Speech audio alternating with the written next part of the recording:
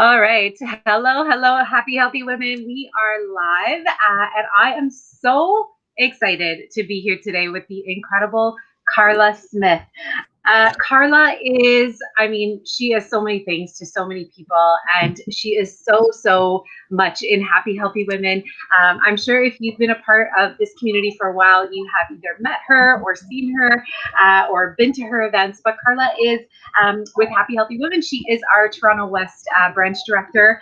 In her professional career, she is a personal transformation life coach. I hope I said that correctly, Carla. And mom of seven, incredible woman, and advocate for all things right. And Carla, I'm just so thrilled to have you here today. Thank you for being here. Oh, thank you so much for that beautiful introduction. I always feel like when people hear mom of seven, everything else goes away. So like what did she just say?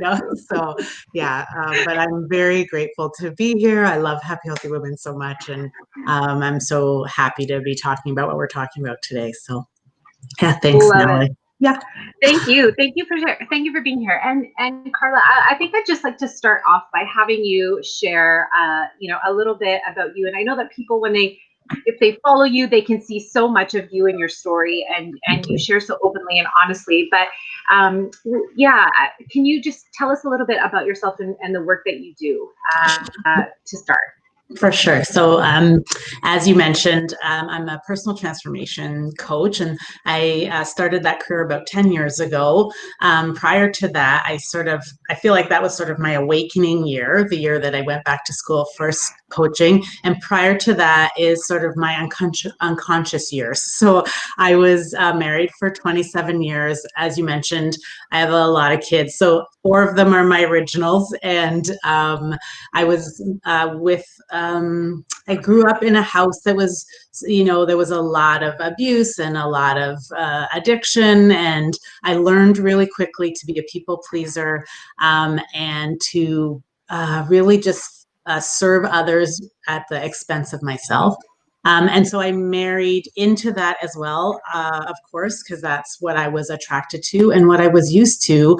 And so for a really long time, I lived a life that didn't feel at all, there was no joy, there was no happiness, not no happiness. I don't want to paint that picture, but I definitely wasn't taking good care of myself. And that led to some depression. And ultimately, through that depression and sort of contemplating what to do in my life, it led me to make huge changes in my life, really turn everything around and start really putting myself at the top of my list. And part of that was going back to school. And so as I started to explore what it is, I always wanted to be a therapist. And so I started sort of like just looking at things. I'm like, what is this life coaching thing? Went to school, and it ended up being like the joy of my life. Like in 10 minutes in class, I'm like, this is the job for me. So I was so excited to just learn how I could help and serve people to help them find their best practices, uncover the patterns that they had been repeating like I had all their lives. I had started putting in place best practices, what I felt were best practices for me, what felt like self-care and love for myself first. And so I love this opportunity and privilege that I get to help my clients uncover the things that have been holding them back in making these beautiful changes so that they can live a life of their own creation. And so, yeah, that's really what I get to do every day, and, help people be accountable and set goals for themselves and, go forward in a joyful and fulfilling way in their lives. Beautiful. I love it. And there are countless women in Happy Healthy Women that you have served and that you have coached. And there's just beautiful positivity floating around all about Carla Smith. So thank you for all the work that you have done in Happy Healthy Women. Yeah. And so and I just wanted to touch on because I know that optimism is a huge seed of your work, right? Mm-hmm. Like you do a lot around optimism. So tell us a little bit about how that piece came to you in your work, why it's such an important piece of your work. Yeah. So, like so many practices, I believe optimism is not something you're born with or that some people have more of. I feel like we cultivate all of these practices in our lives, right? And so, in my journey, for sure, when I was at that rock bottom place, what one of the things that was revealed to me is that I have choice. So I have a choice of how I show up. And so I can have a pessimistic view or I can have an optimistic view. I can have a joyful view or I can have like a grumpy view. Like I just kept recognizing that I could be the person who decides how I'm going to show up in my life. I don't get to decide what's coming or how people are going to interact with me or, circumstances, but I do get to choose how I respond to them. And so optimism became this running theme in my life of recognizing that I had a choice about how I looked at life. And so my definition of optimism is really quite simple. It's permanently and generally, we believe that life is good, and temporarily and specifically, we feel like we face challenge.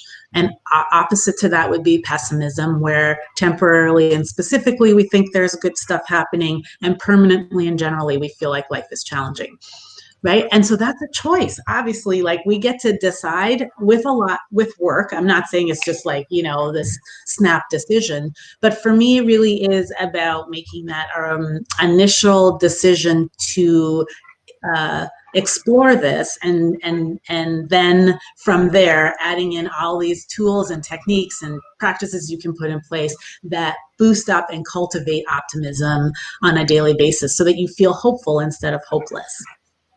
Right, right. Mhm, mhm, Which is important all of the time to, live that life, right? Because it makes mhm, the biggest difference in the life that we do live. It trickles into mhm, every single thing. mhm, But specifically right now in this time, when I was sharing this, I was like, uncertainty is like the lightest way of putting what's happening right now, so right? Like, it's really like the world is crashing down for a lot of people. And so, mhm, talk to me about, the importance of having optimism fuel this time, and also like how do we find it? What mhm. are some ways that we can actually find it and tap into it? Yeah, that is such an important question. And, each week I host a optimism event each week. And it's literally what we talk about because it is so uncertain right now. The pandemic, racial inequality, political uncertainty is like the collective feeling of uncertainty that we're all feeling. And then on top of that, we all have our individual things, our parents, health, maybe our work, finances, all of these things are also then so heavy and weighing on us and it's all at once. So there's a ton of stress and a ton of anxiety. And so you're right. Uncertainty is the lightest word we can come up with, but it's also really important because a part of our human unconscious existence is trying to predict what's happening in our life all the time. Like we love to have that control, and obviously, right now, that's like completely out the door. And that's really obvious to us. It's always not possible to predict the future, but we're feeling it a lot right now, right? And so, optimism and hope are obviously synonyms. And so, having hope that things will be okay, better, the same, depending on where you are, is really it's the fiber we need to hold on to in order to feel as though we're not completely lost. And it uplifts us when we're in those places where things are feeling burdensome, right? For sure. Mhm. And so, yeah, it's really not about, I think people get optimism. So I love making that connection. Optimism and hope are synonyms, not optimism and positivity. Right. So it's not necessary to feel positive all the time to be optimistic. We can be hopeful that things are going to change. We can be hopeful that someone is going to get well. We can be hopeful. Doesn't mean that in the moment when someone's really sick in our family, that we are not feeling all sorts of other things, but we can also be hopeful that there's going to be some, uh, something better in the future. Right. Um, yeah. So I think that's really a key piece. I think is that what does optimism really mean? And then, like you said, then there's sort of things we can practice to help us to cultivate that, making ourselves like be able to connect with that hope, right? Because that's really the difficult piece right now, is connecting with optimism, connecting with hope, right? Yeah. Mm-hmm. And so a couple of the things that I just, think up off the top of my head is really just the first thing is to feel your feelings, right? So it's so critical that you don't try and pretend that things are different than they are, right? If you're in a place where feeling really stressed, or you're bummed out, or you're feeling like things are really heavy, feel that. Because when we actually feel that, it allows us to move through it. When we try to push it down and bypass it, it's getting stuck, right? And we all know what that feels like, that heavy chested feeling where it's like, oh, right? Like everything is feeling heavy. You're putting on a smile, but underneath that smile is all of this pain, right? So really feeling into that feeling. And, you can do things like journal, talk to professionals, talk to a trusted friend or family member. I'm really having a hard day today.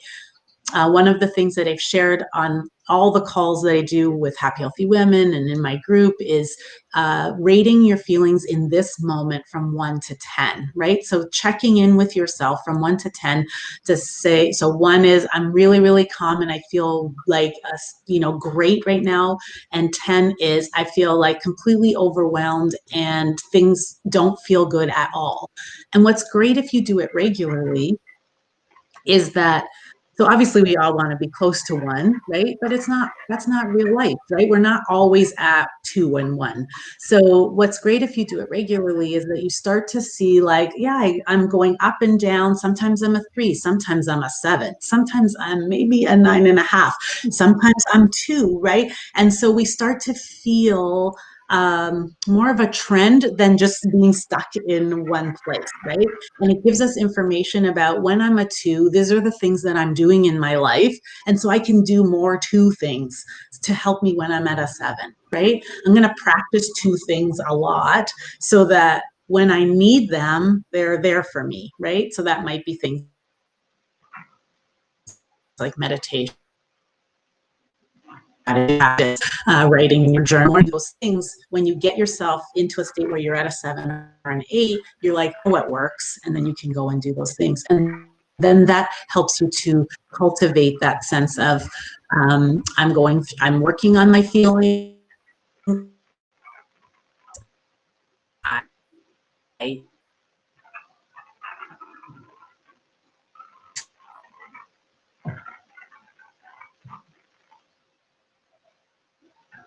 me through my feelings, and then obviously lead us to feel more hope. So that's this one might be something like looking, make a decision about how you're going to show up, right? So I love gratitude. I think gratitude is one of the easiest and most transformational tools we can use, because when we're grateful for things, we find more things to be grateful for, right? And so even in hard times, we can always look for either the lessons, the things that show up even in the hard times, right? So, we had a break-in a couple of years ago at our cottage, and then that weekend and all of the retreaters were focused fully on a break-in, or I can focus on all the things that showed up in my life because of that break-in, right? And so that's always a choice for us, how we look at it, right? And so I think we can, and then what do we learn from that? Like I learned I need to have cameras at our cottage, and so we got those. Like you just learn the things you need, and that's what those moments,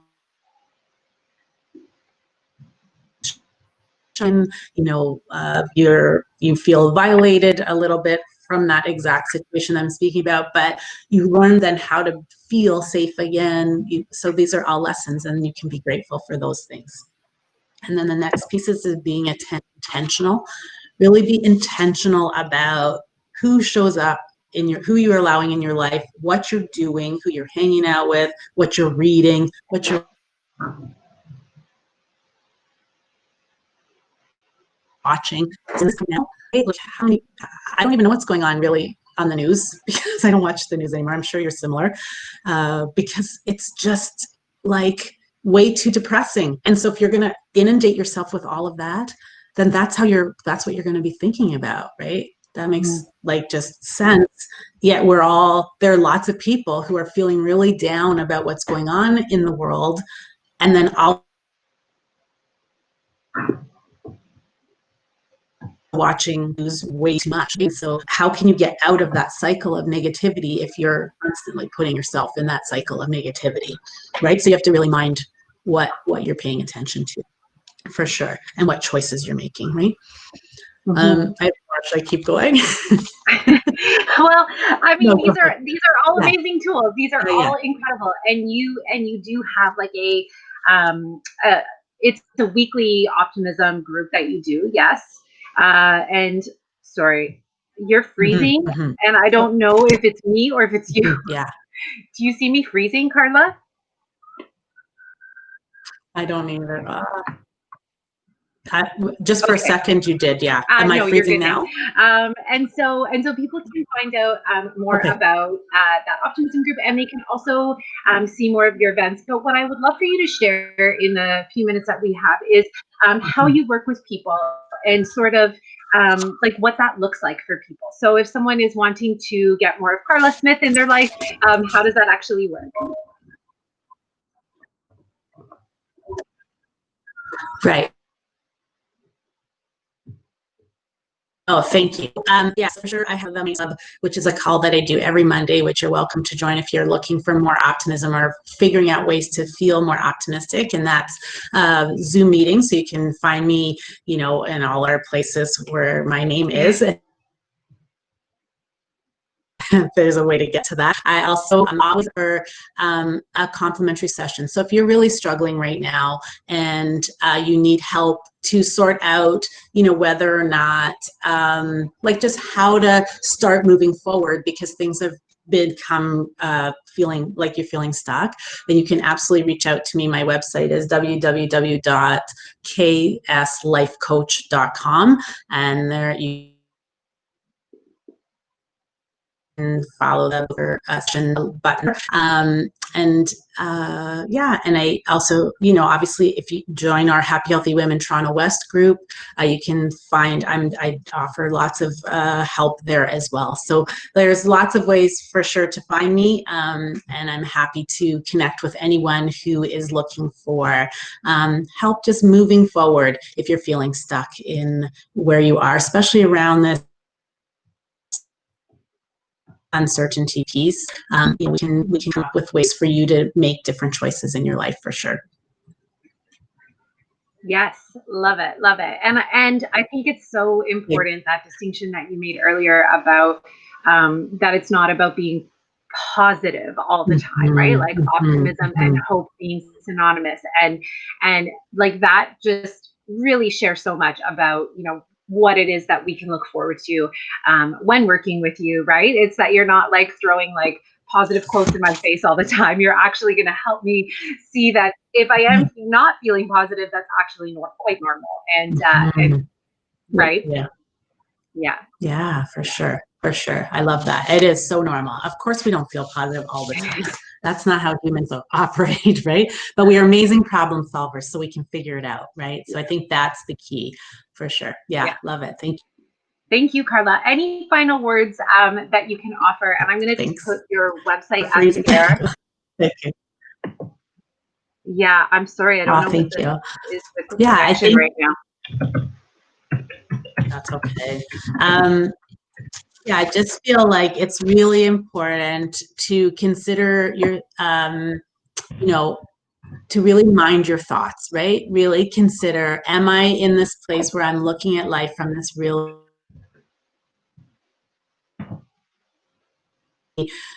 pessimistic viewpoint? If that's the case, to really reach out and get some help and start learning ways that you can begin to cultivate hope in your life, because hope is what gives us power to take steps forward, baby steps, baby step, baby step. And that's how we help ourselves change, right? And we are really the only person who can do that for ourselves. So the more and more we can